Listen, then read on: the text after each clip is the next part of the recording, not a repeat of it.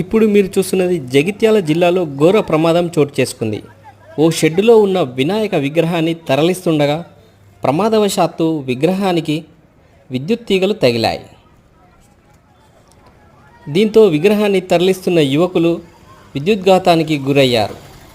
కోరుట్ల శివారులో 33 kV విద్యుత్ తీగలు వినాయక విగ్రహానికి తగిలి 9 మంది విద్యుత్ షాక్కు గురయ్యారు.